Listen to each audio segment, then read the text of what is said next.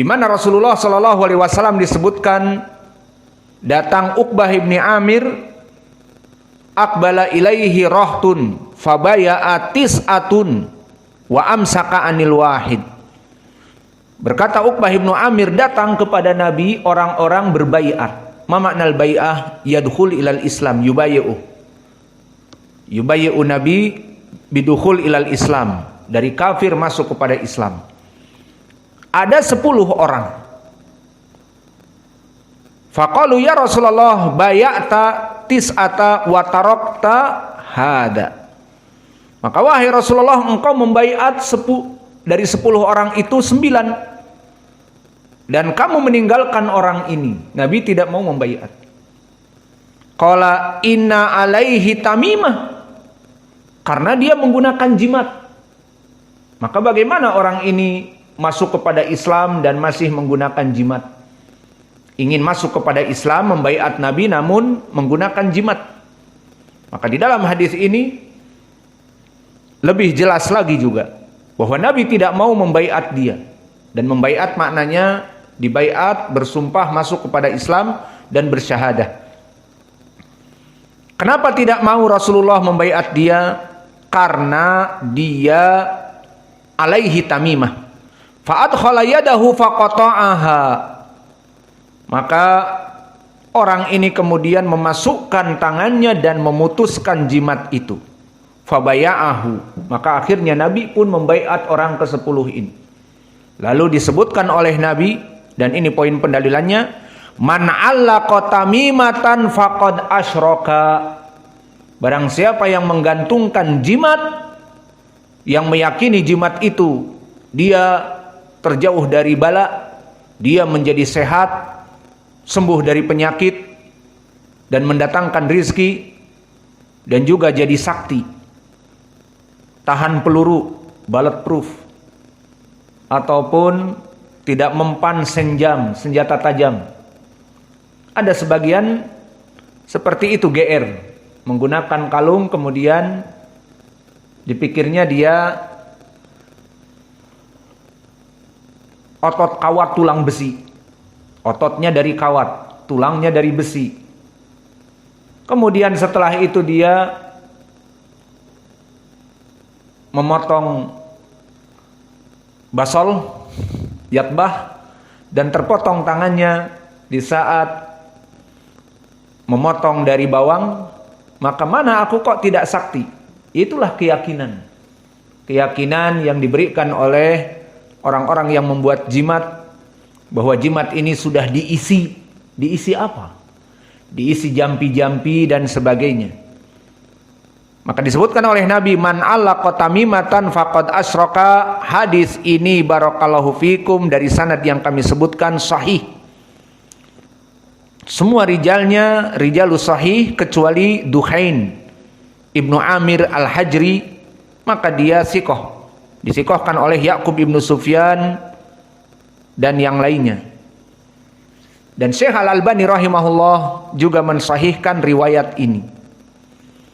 Jadi kesimpulannya barakallahu fikum, hadis yang datang dari Uqbah ibni Amir, hadis yang bisa kita jadikan pendalilan. Yang paling kuat adalah lafaz man ta'allaqa tamimatan faqad asyraka. Lebih pendek dan lebih berbobot dari segi apa? Hukum dia kesyirikan. Adapun hadis yang tadi panjang, man ta'allaqa tamimatan fala atamallahu lahu wa man ta'allaqa wada'atan fala wada'allahu lahu, kita katakan bisa jadi hasan li ghairi. Karena dari jalan tadi rawi yang majhul. Siapa tadi rawi yang majhul? Ingat, Khalid ibnu Ubaid yang meriwayatkan dari Misrah, namun telah datang mutabaah dari Abdullah ibn Lahiyah yang meriwayatkan dari Misrah, meskipun keduanya dhaif, bisa naik kepada derajat hasan li ghairi. Adapun jalan dari Al-Walid ibni Walid Al-Ansi, maka dia matruk, ditinggalkan hadisnya. Dan Abu Nuaim Al-Asbahani meriwayatkan, katanya meriwayatkan dari Ibnu Sauban maudhu'at, maka kita tidak memandang dan menoleh kepada riwayat ini. Maka kesimpulannya, hadis man ta'allaqa tamimatan hasan dan hadis man ta'allaqa tamimatan faqad asyraka, ini yang lebih baik. Ini yang bisa kita ambil. Kemudian berkata penulis, walibni Abi Hatim an Hudzaifah, diriwayatkan oleh Imam Ibnu Abi Hatim dari Hudzaifah, idan hada lafaz an Hudzaifah huwa marfu' au mauquf. Undur indak ya Hudzaifah, marfu' au mauquf? Mauquf. Baik. Dari Hudzaifah annahu ra'a rajulan fi yadihi khaitun minal humma faqata'ahu. Bahwa Hudzaifah melihat seseorang di tangannya itu ada yang diikatkan. Maka qata'ahu, Hudzaifah memotongnya dengan paksa. Dan tidak cukup dengan itu, dia membaca di surat Yusuf, wa ma yu'minu aktsaruhum billahi illa wa hum yusyrikun, illa wa hum musyrikun. Maka tidaklah orang-orang yang beriman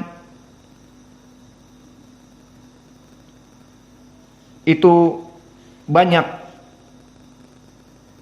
tetapi kebanyakan dari mereka itu orang-orang yang musyrik. Maknanya banyak sekali dari manusia-manusia yang melaksanakan kesyirikan, di antaranya karena memasang jimat-jimat ini. Dan begitupun tafsir dari Ibnu Abi Hatim di sini juga dikeluarkan oleh Imam Ibnu Abi Hatim di tafsirnya. Hadatsana Muhammad ibnul Husain ibni Ibrahim ibni Iskab, hadatsana Yunus ibnu Muhammad, hadatsana Hamad ibnu Salamah an Asim al-Ahwal an Azrah qala dakhala Hudzaifah ala marid. Di sini ditafsir lafadznya seperti yang saya sebutkan, tidak seperti di kitab.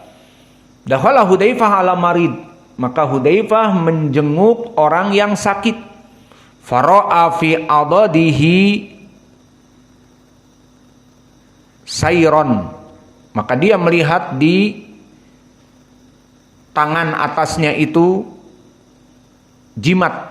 Faqata'ahu au intaza'ahu, maka dipotong atau dikeluarkan dari lingkarannya. Kemudian membaca ayat ini. Dan tidaklah dari orang-orang yang beriman kebanyakan dari mereka kecuali mereka melaksanakan kesyirikan, beristimbat dengan perbuatan ini. Maka sanad ini barakallahu fikum, sanad yang dohirnya sahih, karena Azrah huwa ibnu Abdurrahman ibnu Zurarah al-Khuzai thiqah, dan Hudzaifah sahabi. Maka sanadnya semua rijalnya thiqat, walakin Azrah ibnu Abdurrahman lam yalqa as-sahabah.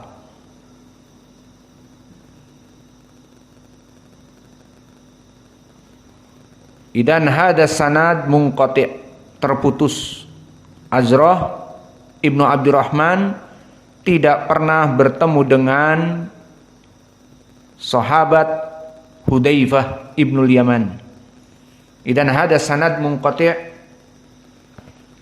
Maka kesimpulan dari bab ini, Syekh ingin membahas tentang permasalahan barang siapa yang menggunakan jimat-jimat digantungkan di lehernya dan di tangannya, maka ini termasuk dari kesyirikan. Beristidlal dengan ayat Al-Quran, dan ayat Al-Quran berhubungan di sini dengan permasalahan bahwa mereka yang menyembah kepada selain Allah dan melaksanakan kesyirikan, maka patung-patung berhala mereka dan apa yang mereka sembah kepada selain Allah tidak bisa menafikan jika Allah ingin memberikan rahmat untuk menafikannya, dan jika Allah memberikan madarat mereka tidak akan mampu untuk menghalanginya. Adapun istidlal Syekh dengan hadis Imran ibnu Husain yang mana Nabi marfu memotong dari orang yang menggunakan jimat, dan disebutkan jika kamu mati dalam keadaan menggunakan jimat ini maka kamu tidak akan pernah beruntung. Maka hadis ini diriwayatkan oleh Imam Ibnu Majah dhaif man fi sanadih tadkur Mubarak Ibnu Fadalah mudallis, dan juga Al Hasan Al Basri tidak mendengar dari sahabat, maka sanadnya munqati'. Imran Ibnu Husain tidak bertemu dengan Al Hasan Al Basri, terputus. Dan hadis Uqbah Ibnu Amir, kesimpulannya tadi kita bahas, telah datang lafaz yang sanadnya langsung sahih dengan lafaz man ta'allaqa tamimah faqad asyraka. Barang siapa yang menggantungkan dari jimat-jimat di leher atau di tangan atau di rumah, dan ini banyak, atau di mobil di zaman now. Beberapa manusia di mobil-mobilnya itu banyak jimat-jimatnya dikalungkan di dekat spion atau di depan mobilnya agar mobilnya terjauh dari tabrakan, atau mobilnya itu terhindar dari penyakit. Ada penyakit mobil mungkin ya. Nah, biar terhindar manusia menggantungkan kalung jimat agar terjauh dari penyakit, maka mobil pun digantungkan, dan ini banyak.